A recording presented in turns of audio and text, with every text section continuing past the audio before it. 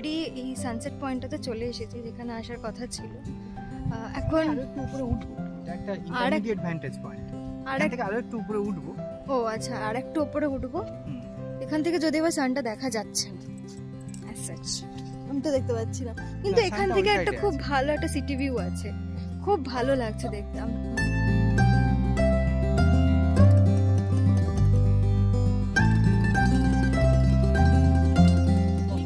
এদিকে যেটা terrestrial farming এর মতো যেটা করা আছে, এইগুলো, এটা হচ্ছে আঙুর চাষ করা হচ্ছে।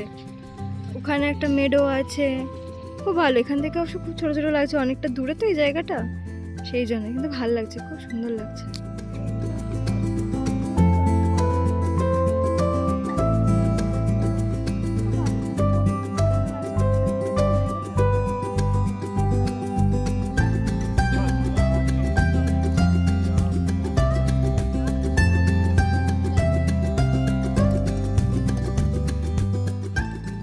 এখানে একটা অলরেডি একটা ভিউ পয়েন্টে এসেছি, যেটা দেখালাম, মানে এটা আর একটু ওপরে, আর এর পরে আর একটা ভিউ পয়েন্ট আছে, সেখানে আমরা যাব।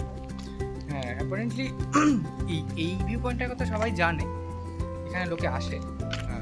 আমরা এখন যে ভিউ পয়েন্টটাতে যাচ্ছি সেইটার কথা হচ্ছে যারা এখানে থাকে দীর্ঘকাল তারাই জানে। যেহেতু সোমনাথ এখানে অনেকদিন ধরে আছে, তো ও জানে, নিয়ে যাচ্ছে, দেখা যাবে। বেশ, চলো যাই।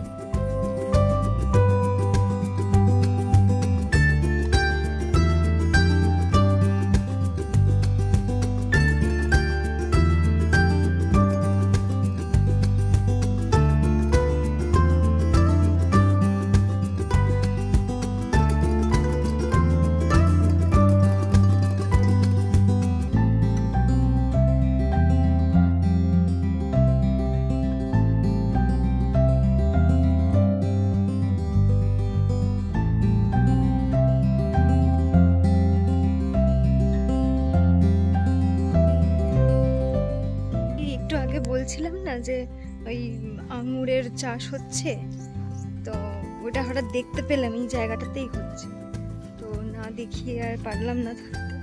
তো এটা তো দেখাতেই হয়, কারণ আমি আঙুর চাষ কোনোদিনও আগে দেখিনি, অ্যান্ড আই ডাউট কতজন দেখেছে। এই হচ্ছে সেই আঙুর চাষের জমি, যেখানে হচ্ছে আঙুর চাষ হচ্ছে, এবং এতগুলো আঙুর গাছ, কি অপূর্ব লাগছে দেখতে, তাই না?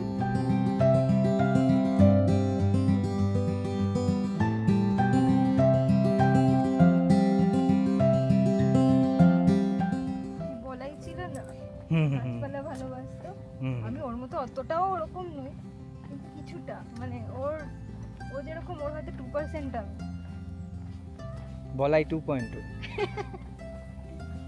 এইগুলো হচ্ছে আঙুর ফুল, আমি জীবনেও দেখিনি, এই প্রথমবার আমার সুযোগ হয়েছে দেখার, সেই জন্য এটা একেবারেই না শেয়ার করে থাকতে আমি পারলাম না। এটা বেশ ইন্টারেস্টিং লাগলো আমার এই জিনিসটা দেখে।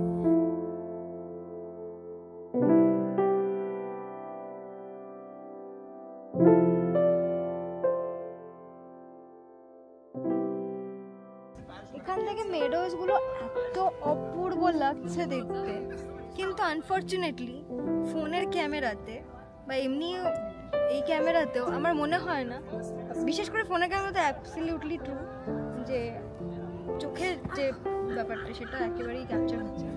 তো আমার খুব মন খারাপ হয়ে গেল সেই জন্য।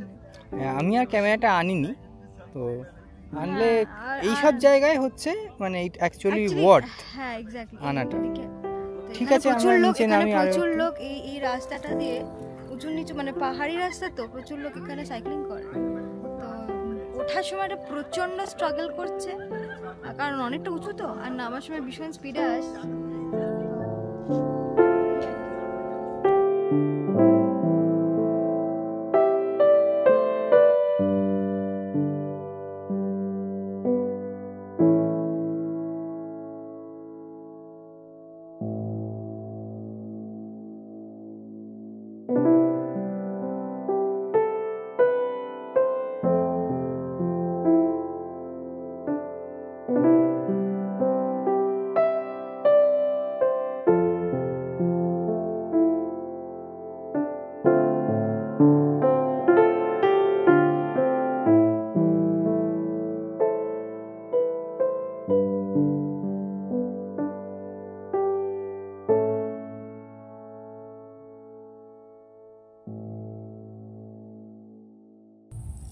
এখন অলরেডি 9:35 বেজে গেছে, সূর্য অস্ত চলে গেছে, অন্ধকার হতে লেগেছে।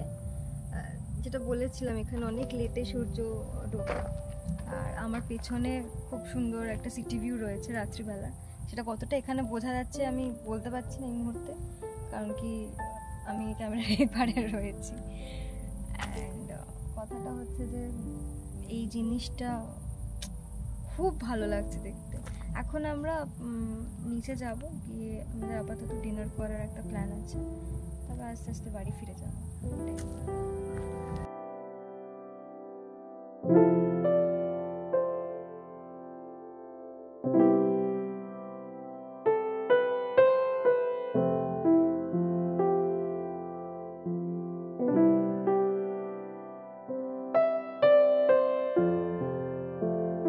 হোটেলে অলরেডি ফিরে এসেছি। আমাদের ডিনারের প্ল্যান ছিল, যেটা বলেছিলাম, কিন্তু ওটা এক তো আমাদের অনেক লেট হয়ে গেছিলো। 10টা বেজে গেলে এখানে সব রেস্টুরেন্টগুলো বন্ধ হয়ে যায়।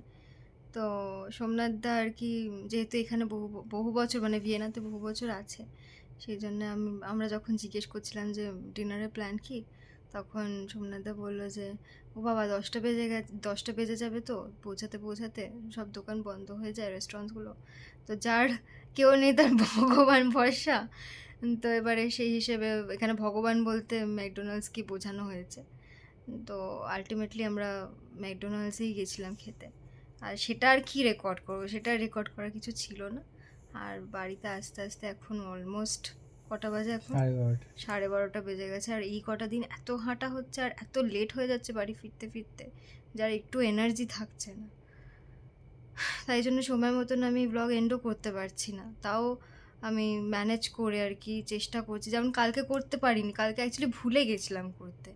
আজকে যেমন তাও আমি আই ম্যানেজ টু। আজকে প্রচুর হাঁটা হয়েছে, অলমোস্ট 30 কিলোমিটারের কাছাকাছি, না 20 কিলোমিটার, মানে 30,000 পা হাঁটা হয়েছে।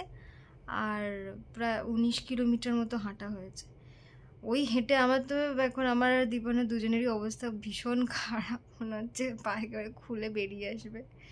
এখন ভীষণ টায়ার্ড। এত কষ্ট করে এত মানে প্যাশনেটলি এই কাজটা করছি, প্লিজ একটু সাপোর্ট তো আমরা আশা করতেই পারি তোমাদের কাছ থেকে, তাই না? তো আমাদের এই ব্লগটা ভালো লেগে থাকলে অবশ্যই সাবস্ক্রাইব করতে ভুলো না, তার সাথে বেল আইকনটা বাজিয়ে দিও।